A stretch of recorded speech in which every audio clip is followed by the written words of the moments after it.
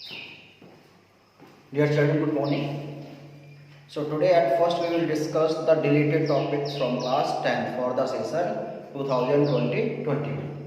क्योंकि सब आप जानते होंगे कि CBSE ने क्या किया है for this year.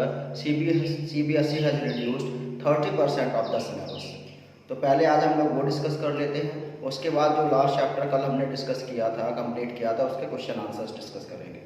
तो सबसे पहले अगर ग्रामर सेक्शन की बात करी जाए तो in grammar section voice means active and passive voice has been deleted, clauses noun clause, adjective clause, adverb clause, वो सारे क्लॉज डिलीट हो गए हैं।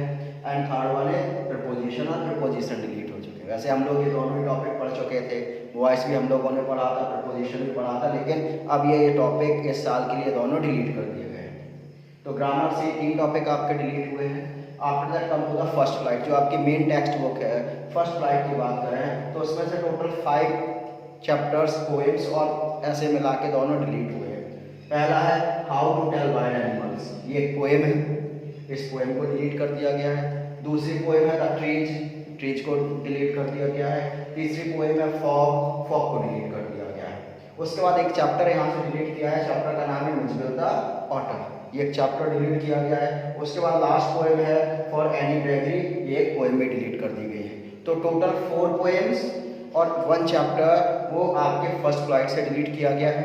इसी प्रकार से देखिए फुटप्रिंट्स विदाउट फीट, जो बुक हम लोग पढ़ रहे हैं, वहाँ से पहला दूसरा चैप्टर हम लोगों ने पढ़ रखा है, और ये द मिडनाइट मिस्ट्री आपका 3rd चैप्टर है, ये डिलीट हो गया है। अ क्वेश्चन ऑफ ट्रस्ट, ये आपका 4th चैप्टर है, ये डिलीट कर दिया गया है। और उसके बाद लास्ट चैप्टर है the book that saved the earth, ये डिलीट कर दिया गया है। तो टोटल 3 चैप्टर इससे डिलीट कर दिए गए हैं। तो ओवरऑल आप देखेंगे दोनों बुक से 4 चैप्टर, 3 इससे और 1 इससे, 4 चैप्टर और 4 पोएम डिलीट कर दिए गए हैं, और 3 टॉपिक इससे डिलीट कर दिए गए हैं, ग्रामर से डिलीट कर दिए गए हैं। तो आपका जो सिलेबस है वो काफ़ी कम हो गया है।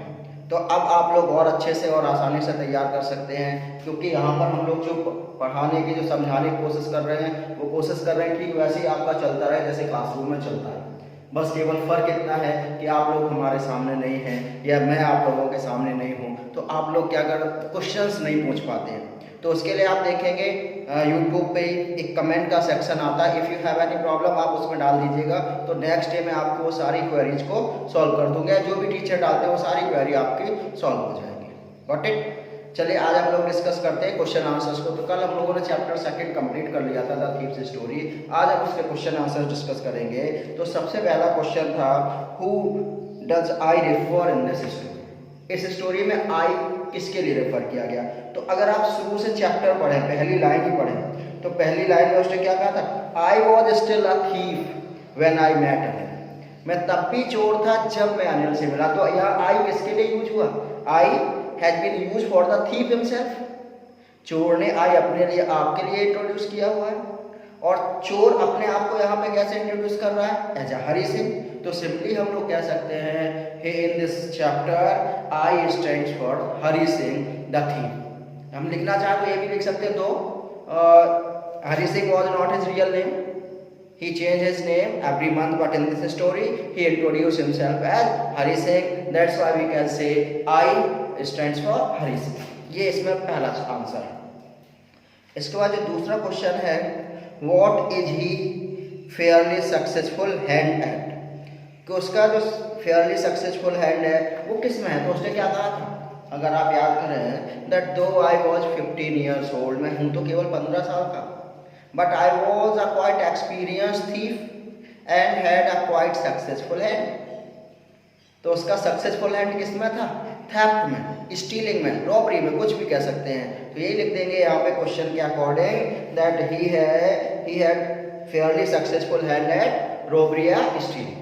तो इसमें लिख सकते हैं, या लिखने को आप पूरा और बड़ा करना हो 30 वर्ड्स में लिखेंगे तो लिखेंगे Hari Singh was a thief, he was only 15 years old, दो he was only 15 years old, but still he was experience thief and he had a very fairly successful hand and stealing. आप इस आंसर को ऐसे भी कर सकते हैं।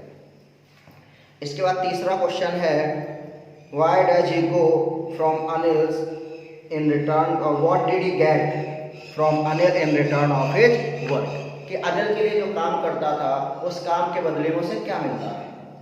तो सिंपली क्या कहा था, पैसे मिलते थे क्या उसे, नहीं मिलता था। अनिल उसे क्या करके लाया था कि मैं तुम्हें केवल क्या कराऊंगा, खाना खिलाऊंगा, मैं अपने घर पर रखूंगा। लेकिन खाना खिलाने के अलावा, घर पर रखने के अलावा भी अनिल उसे क्या सिखा रहा था? Anil was teaching him how to cook the food. Anil was teaching him how to write his name, how to write whole sentences and how to add numbers. तो यहाँ पे हम लिख सकते हैं that Hari Singh was getting from Anil in return of his work food, shelter, full stop लगा दिया।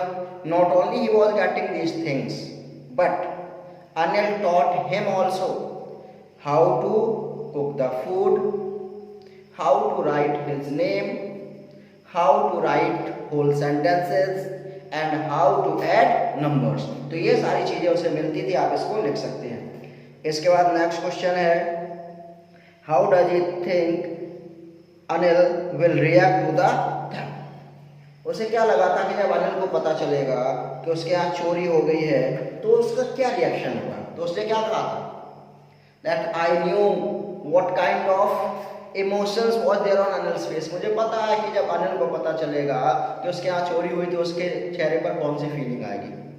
ही would show only a sense of sadness, not for the loss of money but for the loss of trust. तो यही इसमें लिखना है आपको answer.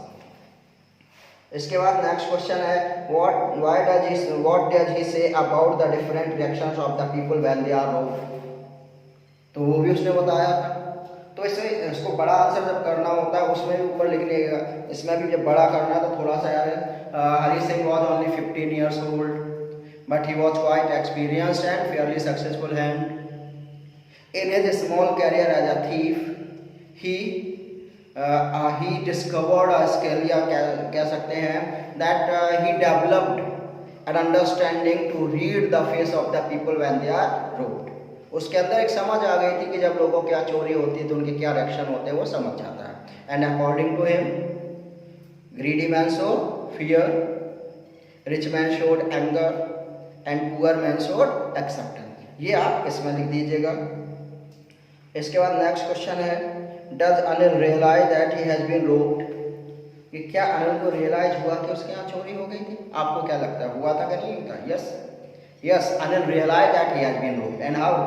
Because the notes were still damp because of the night's rain. क्योंकि देखिए, अनिल जब लेके आया था पैसा, उस समय तो बारिश हो नहीं रही थी, तो नोट बिल्कुल सूखे रहे होंगे। बारिश कब हुई? रात में हुई। नोट कैसे निकलेंगे? वेट, गीले निकले। तो अनिल तो लेके गया नहीं, तो इसका मतलब है कि नोट कोई बाहर लेके गया होगा, इससे गीले हो गए। तो कोई बाहर लेके गया, वो लेके नहीं गया तो कौन लेके गया? हरी सिंह। इसका मतलब चोरी हो गई तो वो जान गया। तो ये लिखेंगे, yes Anil realise that he had been robbed because the notes were still damp and wet because of the night's rain but he didn't said anything. लेकिन उसने कुछ कहा नहीं था। ये है। उसके बाद इसमें दिया गया है, थिंक अबाउट में, what are Hari Singh's reaction to the prospect of receiving an education. Education को लेके उसका प्रोस्पेक्ट क्या था? सो दो ही वॉज अ थीफ, दो he was completely uneducated illiterate person, but he new the importance of education. लेकिन उसे इम्पोर्टेंस पता था एजुकेशन का। वो क्या कहता था? It is a simple matter to steal. उसने क्या कहा? चोरी करना बहुत ही simple thing and so simple just to catch by the police. उतना ही सिंपल कभी कभी पुलिस के द्वारा पकड़ा जाना है। But an educated man, a respectable man, a big man, it is something else। उसने कहा इसका कुछ अलग ही होता है। उसने ये कहा था, if once I knew how to read and write like an educated man, then there is no limit to what I can achieve। तो ये सारी चीज़ें उसमें लिख सकते हैं आप लोग। उसके बाद लास्ट क्वेश्चन इसमें दिया गया है, why does not Anil hand the thief over to the police। ये बताइए, अनिल को पता चल गया कि हरी सिंह ने चोरी की है, तो इसके बाद भी उसने उसे हैंड ओवर क्यों नहीं करा पुलिस को? तो सिंपली कह सकते हैं that Anil was a very kind, sympathetic and sensible person. He just wanted to give one more opportunity to Hari Singh, that's why he did not hand it over into the police. क्योंकि change तो था, अगर से चोरी करके भाग के जाना होता, चला जाता, वो वापस आ गया। तो जब वो वापस आ गया तो उसके मन में भी आया that I must give him one chance, एक चांस उसे देना चाहिए। दूसरा क्वेश्चन इसी में, what do you think that do most people do it like that, क्या ज़्यादातर लोग ऐसा करते? मुझे नहीं लगता ज़्यादातर लोग क्या करते, they must hand it over the man to the police. तो ये क्वेश्चन आंसर्स आप लोग क्या कर लीजिएगा, कंप्लीट कर लीजिएगा। और भी क्वेश्चन है इसमें, टॉक अबाउट इट में, do you think people like Anil and Hari Singh are found in fiction और they such in real life? तो आपको क्या फिक्शन में इमेजिनेटिव है या रियल लाइफ में भी होते हैं? तो in real life also we could get such types of person, real life में भी होते हैं। ये ओपन एंडेड क्वेश्चन है क्योंकि ये टॉक अबाउट इट है, तो इसमें ज़्यादा कुछ करने जैसा है नहीं आपको, है ना। तो आप लोग इसको कंप्लीट कर लीजिएगा। ये चैप्टर कंप्लीट हुआ। इसके बाद थर्ड एंड फोर्थ चैप्टर तो क्या है, डिलीट ही है। तो एक चैप्टर इससे हम लोग और डिस्कस कर लेंगे, क्योंकि इसमें टोटल कितने चैप्टर हैं, टोटल 10 चैप्टर थे, जिसमें से 3 चैप्टर्स को क्या कर दिया गया है, रिमूव कर दिया गया है। अब बचे हैं केवल 7 चैप्टर। 7 में हम एक काम करते हैं, 2 डिस्कस कर चुके हैं, 2 चैप्टर हम लोग और डिस्कस कर लेंगे इस बुक से। तो ये बुक लगभग 50-60% कंप्लीट हो जाएगी। इसके बाद हम लोग फर्स्ट बुक को डिस्कस करेंगे। तो आप लोग ये क्वेश्चन आंसर्स लिख दीजिएगा। लिखने के बाद मैं देख रहा हूँ कि आप लोग वर्क वापस डाल नहीं रहे, तो लिखने के बाद आप लोग वापस उसे ग्रुप में डालिए, जिससे कि मैं देख पाऊँ किसने कंप्लीट किया है, किसने कंप्लीट नहीं किया हुआ। Thank you.